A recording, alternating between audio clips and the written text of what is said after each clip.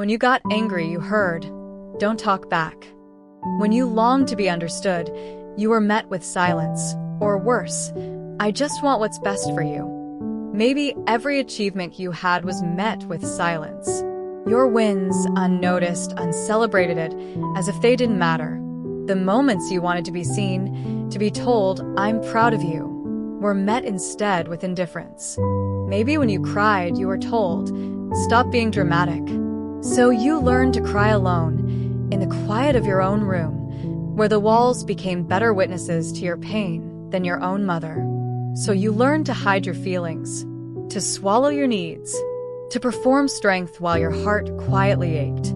And deep inside, a voice began to whisper, "I'm unlovable. I'm too much. If I show who I really am, no one will stay."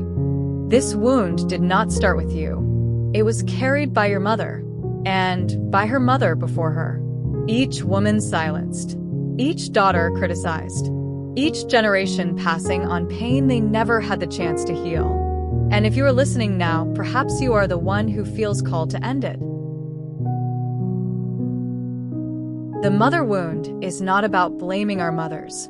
It's about recognizing that when a mother carries her own unhealed pain, neglect, criticism, shame, she often passes it down without realizing.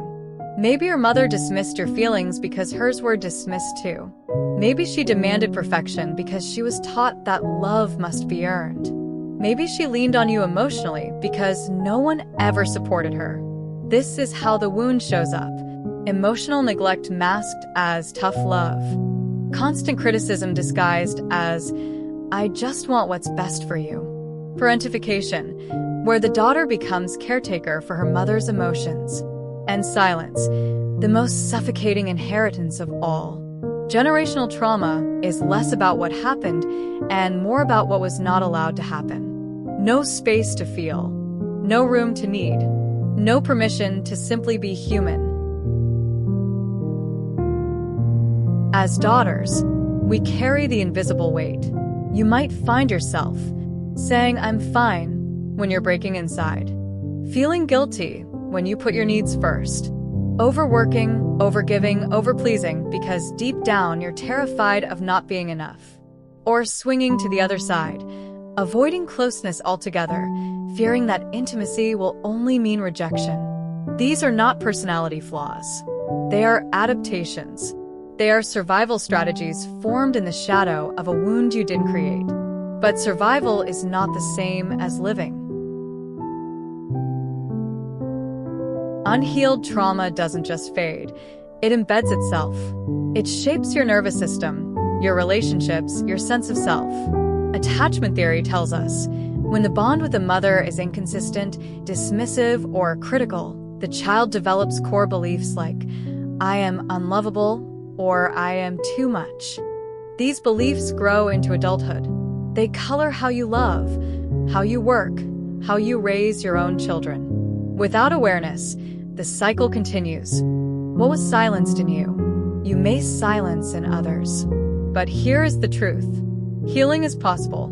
The brain can rewire. The nervous system can reset. A daughter can break the chain. Step 1. Awareness. Naming what was lost. Begin by noticing. What did you need from your mother that you never received? Emotional safety? Validation? Space to cry? Write it down. Name it. Give language to what was once buried in silence. Naming is not about blame. It is about clarity. And clarity is the first form of freedom. Step 2. Validate yourself.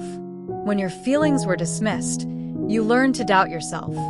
Healing means daring to say, "My feelings are real. My pain is valid. My needs are not weakness." Practice self-validation daily. Speak it out loud. Write it.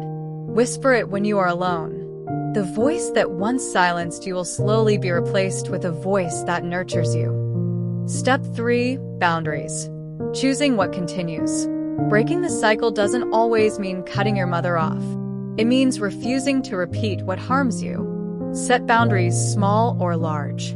Decide what you will allow and what you won't. Boundaries are not punishment. They are protection. They are the line where trauma stops and healing begins. Step 4. Reparenting the inner child. Inside you still lives the little girl who was told to be quiet, to be perfect, to be strong. Reparenting is about meeting her with the love she was denied. Imagine her, see her face, and then speak to her gently. I hear you.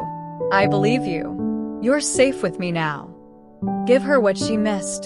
Comfort, play, permission to rest, space to feel.